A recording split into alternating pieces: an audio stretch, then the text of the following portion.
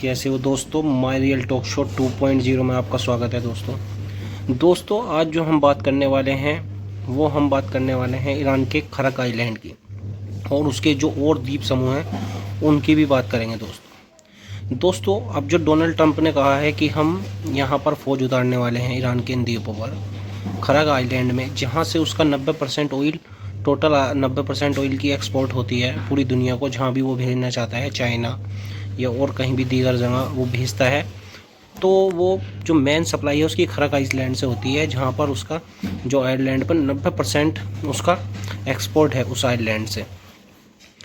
तो Donald Trump और जो दीगर दुनिया ये बात कर रही है कि हम जो भी हमला करें वो इस आइलैंड पर करें ताकि ईरान की जो मेन सप्लाई है वो कट हो जाए।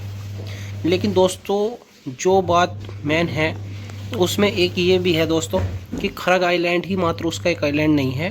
खरक आइलैंड तो उसके दूसरी साइड पे है, पर जो मेन चौक पॉइंट स्टेट ऑफ हुर्मुज के जो पास आ रहे हैं, जो 2-3 किलोमीटर उसके बॉर्डर से हैं और स्टेट ऑफ हुर्मुज के काफ़ी करीब है, उसके 4-5 आइलैंड है दोस्तों, जो खरक आइलैंड से तो कम से कम 600-700 किलोमीटर दूर है स्थित स्टेट ऑफ हुर्मुज में।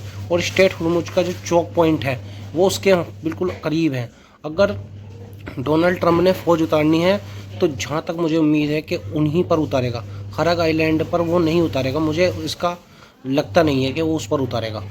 चौक पॉइंट हम बता देते हैं जो आइलैंड पास में है: कशम आइसलैंड, लरक आइलैंड, हुर्मुज आइलैंड, अबू मूसा आइलैंड, ग्रेटर तन्ब लेज़र तन्ब आइलैंड। ये जो हमने 5 आइलैंड के नाम लिए दोस्तों, ये 5 आइलैंड बिल्कुल चौक पॉइंट के पास हैं। और मुझे लगता है कि अगर डोनाल्ड ट्रंप ने फ़ौज भेजनी है तो इन्हीं आइलैंड पर भेजनी है, क्योंकि इन आइलैंड पर एक खूबी और मौजूद है।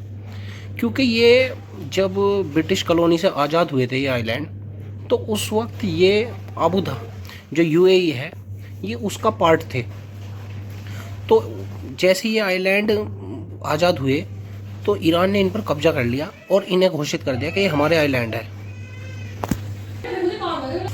तो दोस्तों जैसे ही ये हमला करेंगे ईरान की मिट्टी पर, ईरान की सोइल पर, तो वैसे ही ईरान एक्टिव हो जाएगा और वो डोनाल्ड ट्रंप ये जवाब देगा कि ये तो यूएई के पार्ट है, ये तो यूएई के पार्ट हैं, और ये जवाब बनाकर तब वो खरक आइलैंड पर हमला करेगा। दोस्तों ये ऐसे ही जवाब बनाते हैं हर किसी देश के खिलाफ। पहले ये किसी दूसरे देश को अपने साथ मिलाते हैं और जो उसका तनाज़ा दूसरे देश के साथ चल रहा होता है उस जगह पर वो अटैक करते हैं और फिर कहते हैं ये तो इसका पार्ट है, आपका पार्ट नहीं, तो इसलिए हमने इनके साथ मिलकर आप पर अटैक कर दिया, ये हमारे एलाई है। और फिर ये अटैक कर फिर दूसरी जगह जहाँ इनको मैन अटैक करना होता है फिर ये अटैक कर।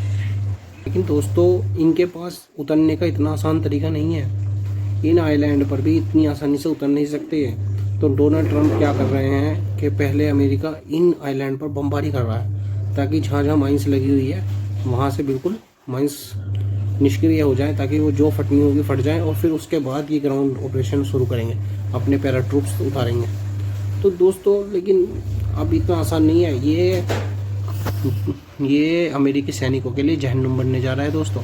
अगर एक बार इसकी ईरान की ज़मीन पर ये उतर गए ना तो ये लड़ाई बहुत लंबी खींचेगी दोस्तों, और फिर वही होगा जो अफ़गानिस्तान में हुआ। आप भी देख चुके हैं, हम भी देख चुके हैं। तो दोस्तों इन्हें लेकिन समझ नहीं आता, बस इन्हें डोनाल्ड ट्रंप ने आज भाषण में आके कहा कि मुझे तो तेल चाहिए, मुझे तो तेल से मतलब है।